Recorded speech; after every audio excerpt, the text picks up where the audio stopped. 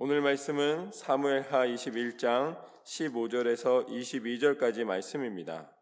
등불이 꺼지지 말게 하소서라는 제목으로 함께 나누겠습니다. 오늘 말씀의 시작은 이렇습니다. 블레셋 사람이 다시 이스라엘을 치거늘 다윗이 그의 부하들과 함께 내려가서 블레셋 사람과 싸우더니 다윗이 피곤함에 거인족의 아들 중에 무게가 300세겔 되는 노창을 들고 새 칼을 찬 이스비브노비 다윗을 죽이려 하므로 수리아의 아들 아비새가 다윗을 도와 그 블레셋 사람을 쳐 죽이니 그때에 다윗의 추종자들이 그에게 맹세함으로 이르되 왕은 다시 우리와 함께 전쟁에 나가지 마옵소서 이스라엘의 등불이 꺼지지 말게 하옵소서 하니라.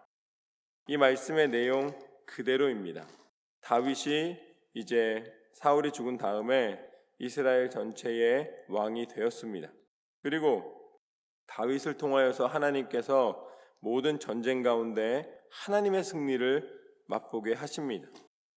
전쟁이 있고 기근이 있고 어떤 어려움이 있어도 다윗은 하나님께 여쭈었고 하나님 말씀하신 대로 순종하였고 그 순종을 쫓아서 모든 병이 지나가게 하여 주시고 하나님께서 그 나라를 다스릴 수 있는 권세와 능력을 허락해 주셨습니다. 특별히 오늘 말씀은 블레셋의 용사들과 싸우는 장면입니다. 적국이지만 그들에게는 용사가 있었습니다. 이 전쟁의 모든 키를 가지고 있는 어떻게 보면 가장 용맹한 사람들입니다. 그런데 이 사람들과 싸우기 위하여서 이스라엘 백성이 보았을 때에는 힘이나 아니면은 어떤 이 신체적 조건들이 훨씬 더 강한 사람들이 이 전쟁에 임하러 온 것입니다. 그래서 여기서 표현은 뭐라고 표현하고 있냐면 거인족이다 라고 표현을 하고 있습니다. 그러니까 키도 더 크고 또 힘도 더 세고 전쟁에 더 능하다라는 의미를 가지고 있는 것이죠. 그런데 그 중에서 한 사람이 누구냐면 바로 이스비브놉이라는 이 용사가 있었습니다. 이 블레셋 용사인 것이죠. 그가 다윗을 죽이려고 합니다. 이 전쟁이 일어났을 때 다윗도 용맹한 이 군인이었기 때문에 다윗도 뒤로 물러서지 않았습니다. 이미 골리앗을 이긴 경험이 있습니다. 그래서 물러서지 않았는데 이게 만만치가 않은 거예요. 이 전쟁에서 이 용사와 맞서서 싸우기에는 다윗이 이제 세월도 많이 지났고 그리고 굉장히 힘겨운 상황이 되었습니다. 그때 이제 아비새가 요압의 동생이죠. 아비새가 와서 다윗을 돕습니다. 그래서 겨우 이 목숨도 유지했을 뿐만 아니라 싸움에서도 이기게 됩니다. 그때 신하들이 다윗에게 한 말이 무엇이냐면 다윗의 추종자들이 그에게 맹세하여 이르되 왕은 다시 우리와 함께 전쟁에 나가지 마옵소서 이스라엘의 등불이 꺼지지 말게 하옵소서 하니라. 말하자면 다윗 당신은 왕임에도 불구하고 먼저 나가서 그 모든 용맹스러운 전쟁에서 이기는 그 선봉장이 되었던 것 우리가 기억합니다. 그 모든 리더십을 발휘해서 승리하여서 나라까지 이제 모두 통일하게 되고 당신이 왕이 되었기 때문에 이제는 당신이 죽으면 안 됩니다. 당신이 스스로 이 모든 것에서 보호함을 받아야지만 우리가 계속해서 이 나라를 안정감 있게 유지해 나갈 수가 있습니다. 그러니까 왕이시여 당신은 이제 더 이상 전쟁의 가장 앞에 서서 이 싸우는 일은 이제 여기까지 하시고 그만하시는 게 좋겠습니다 라고 권면을 합니다. 그런데 그 표현이 무엇이냐면 등불이 꺼지지 말게 하옵소서. 빛이 사라지면은 다시 어둠이 오게 되는 것이죠. 이 신하들이 어떻게 보면 굉장히 충성스러운 말을 하고 있고 또 하나님께서 이 나라를 세우신 그 이유와 또 방법을 정확하게 어떻게 보면 대변하고 있는 모습을 보게 됩니다. 그런데 여기서 우리가 두 가지를 알 수가 있습니다. 하나는 무엇이냐면 시대가 바뀌었을 때에 상황이 바뀌었을 때에 그것을 보고 그 권면을 들을 수 있는 분별력이 있어야 된다라는 것입니다. 다윗이 이 당시에 그 말을 들었을 때에 이거는 사람의 말이기 때문에 또 이것은 신하들의 말이기 때문에 나는 내 고집대로 갈 것이다 라고 하였다면은 아마 이 성경에 기록되지도 않았을 거예요. 그리고 또 그 뒤에 무언가 다른 하나님의 이 음성이 있었을 것입니다. 그러나 신하들이 말한 것 이후에 하나님이 다른 말씀하지 않으시는 것은 무엇이냐면 하나님께서 그 신하들을 사용하셔서 다윗에게 이야기하고 있는 것입니다. 그랬기 때문에 다윗이 그것을 받아들이게 됩니다. 우리는 시대가 바뀌었을 때에, 상황이 바뀌었을 때에, 그때에 하나님이 주시는 음성을 들어야 할 줄로 믿습니다. 그런데 누구를 통해 그 음성을 들려주실 줄 모르는 거예요. 그렇기 때문에 그 상황 속에서 지혜롭게 그 상황을 잘 파악하고 분별하여 나아가야 합니다. 각 상황마다 하나님께서 주시는 지혜와 하나님이 주시는 방법을 구할 수 있는, 내 것만을 고집하는 것이 아니라 이 상황 속에서 하나님께서 주시는 은혜를 구하는 믿음의 지혜를 갖기를 소망합니다. 하나님은 우리가 그냥 지속하는 것만도 아니고, 그렇다고 해서 지속하지 않고 모든 걸 맨날 바꾸는 것도 아니고, 그때그때 하나님이 주시는 은혜를 쫓아 우리가 승리하기를 원하시는 줄로 믿습니다. 그것이 바로 첫 번째이고, 두 번째는 다윗이 전쟁에 나가지 말라고 요청하는 이 모습을 보면서 우리가 살아가는 삶이 얼마나 중요한가를 보게 됩니다. 신하들은 다윗이 전쟁에서 지금 피곤하여지고 이기지 못하였을 때에 다윗을 욕하고 있지 않습니다. 다윗, 당신 이제는 끝났습니다. 다윗, 당신은 이제 모든 것이 다 이 힘도 없어지고 저항할 만한 것이 없기 때문에 이제 당신은 자격이 없습니다. 이렇게 이야기하지 않고 등불이 꺼지면 안 된다라는 표현의 대상이 됩니다. 그것은 무슨 말인가?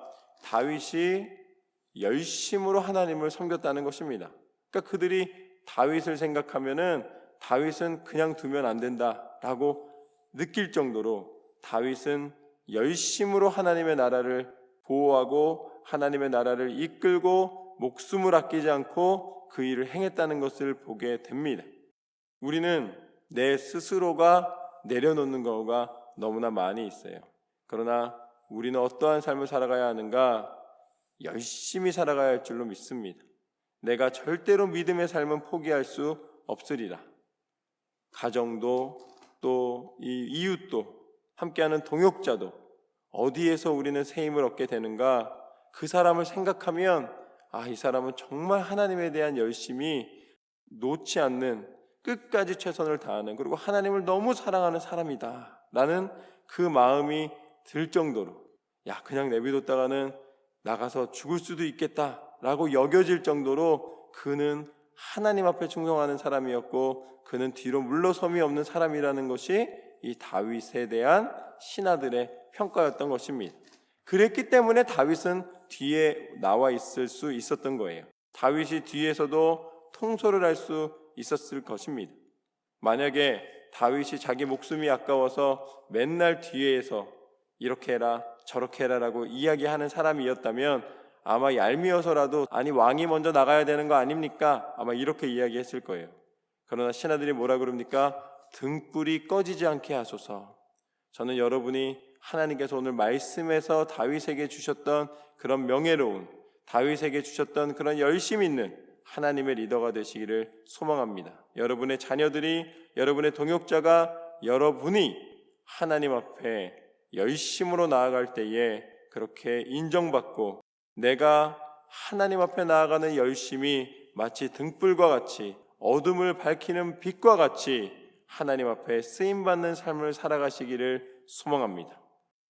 등불이 꺼지지 않게 하소서라고 이야기한 다음에 그 다음부터 보면 18절에 보면 그 후에 다시 블레셋 사람과 곱에서 전쟁할 때에 후사 사람 십부게는 거인족의 아들 중에 삽을 쳐 죽였고, 또다시 블레셋 사람과 곱에서 전쟁할 때에 베들레헬 사람 아레오르 김의 아들 엘하나는 가드 골리앗의 아우 라흐미를 죽였는데 그 자의 창자루는 배틀채 같았더라. 또 두 명의 거인족의 용사들과 이 이스라엘에 용맹하였던 이 십부게와 엘하난이 싸움을 하여서 이기게 됩니다. 하나님이 계속해서 이 조건으로는 도저히 이길 수 없는 이 싸움을 하나님께서는 하나님의 방법으로 그들에게 힘을 주시고 이기게 하십니다. 20절 말씀부터 보면 또 가드에서 전쟁할 때에 그곳에 키가 큰 자 하나는 손가락과 발가락이 각각 6개씩 모두 24개가 있는데 그도 거인족의 소생이라. 그가 이스라엘 사람을 능욕함으로 다윗의 형 삼마의 아들 요나단이 그를 쳐 죽이니라. 굉장히 사실적입니다. 손가락과 발가락이 6개씩인 거인족이 있었어요. 큰 사람이었습니다. 그 사람은 이 다윗의 형 삼마의 아들 요나단이 그를 쳐 죽였다라고 나와 있습니다. 결국 다윗이 직접 나가서 싸우지 않았지만 블레셋의 가장 강한 용사 4명을 모두 다 다윗과 함께한 동역자들이, 그들의 용사들이 바로 승리를 거두게 하십니다. 그래서 22절 말씀에 이 4사람 가드의 거인족의 소생이 다윗의 손과 그의 부하들의 손에 다 넘어졌더라. 여기서 중요한 거는 이 4명의 거인을 이겼는데 이 4명을 다 누가 이겼냐면 그 함께하던 용사들이 이겼습니다. 그런데 성경에서는 뭐라고 나와 있냐면 다윗의 손과 그의 부하들의 손에 다 넘어졌더라. 결국 한 편이라는 거예요. 한 팀이라는 것입니다. 꼭 다윗이 이겨야지만 이기는 것이 아니고 또 부하들이 이겨야지만 리더십이 있는 것이 아니라 결국은 다윗이 뒤로 빠지고 함께하던 용사들이 나가서 싸워서 승리하였을 때에 한 팀이 되는 것입니다. 그래서 다윗의 승리도 되고 그 나라의 승리도 되고 그 부하들의 승리도 되고 그 모든 승리가 하나님의 사람들에게 주어지게 되는 것을 보게 됩니다. 우리 여기 국가대표들이 나가서 축구 경기를 했을 때에 분명히 그 11명 선수들이 나가서 뛰어서 이긴 것인데 온 나라가 기뻐하지 않습니까? 이것이 바로 한 팀이라는 거예요. 같은 곳에 서 있다라는 의미입니다. 결국은 다윗과 그 용사들이 이 거인족을 쳐서 물리쳤을 때에 새로운 용기를 주시고 그 땅을 모두 다 점령할 수 있는, 그 땅 가운데 하나님의 평화로운 다스림을 얻을 수 있는 계기가 됩니다. 그러니까 나라 전체가 즐거움을 누릴 수가 있었다는 것이죠. 우리는 믿음 안에서 한 교회, 한 가족, 한 팀임을 기억해야 될 줄로 믿습니다. 우리는 같은 곳에 서 있는 사람입니다. 우리는 함께하는 사람입니다. 그렇기 때문에 서로가 서로를 위해 중보하고 기도할 때에 한 사람의 영적인 승리는 그만의 것이 아니라는 거예요. 그를 위해 기도한 우리의 것입니다. 그래서 우리는 서로가 어떤 상황 속에서도 낙오되지 않고 함께 영적으로 서서 그 손을 붙잡고 끝까지 승리할 수 있도록 서로를 격려하고 위로하고 사랑하고 끝까지 나눔으로 함께해야 될 줄로 믿습니다. 하나님은 하나님 안에 서 있는 사람들에게 하나님의 승리를 허락하여 주십니다. 우리는 어떤 사람인가? 하나님의 약속과 하나님의 승리 가운데 서 있는 사람인 줄로 믿습니다. 그 증거가 무엇인가? 그 증거가 바로 예수 그리스도이십니다. 예수님께서는 이 땅 가운데 우리를 위하여 오셨습니다. 그리고 우리와 똑같은 육신을 입으시고 우리를 위하여서 십자가에 달려 죽으시기까지 우리에 대한 사랑을 포기하지 않으셨고 그 십자가를 통하여 영적 전쟁 가운데 승리하셨습니다. 영적 전쟁의 승리의 방법은 무엇이었는가? 철저한 순종이었습니다. 하나님이 말씀하신 대로 순종하시사 십자가에서 물과 피를 다 쏟으시는 그 채찍에 맞으시는 고통을 다 감당하시는 그러한 우리에 대한 은혜를 베푸심으로 십자가의 승리가 우리와 연결되게 하시고 모든 죄의 권세를 깨트리시는 능력의 십자가가 된 줄로 믿습니다.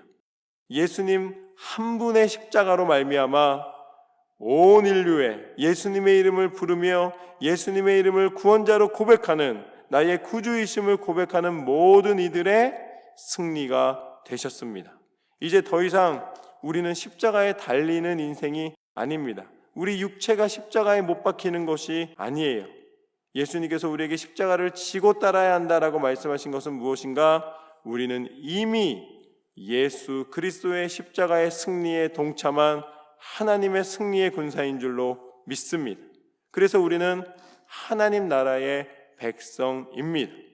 우리는 어디에 서 있는 사람인가?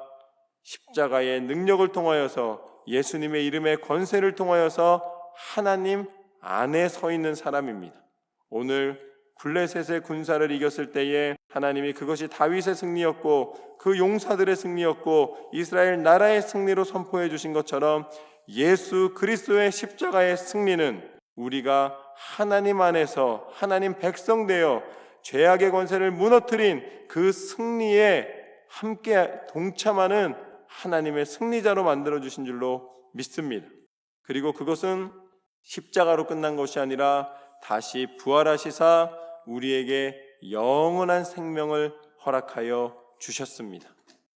이제 하나님과 함께함에서 벗어나지 않는, 믿음에서 벗어나지 않는 삶을 살아가기를 소망합니다. 우리는 하나님 안에 서 있습니다. 하나님이 우리 안에 서 주셨기 때문에 우리의 인생은 승리의 인생이 될 수 있고, 우리는 영적으로 다시 한번 하나님 안에서 은혜를 누리게 하여 주신 줄로 믿습니다.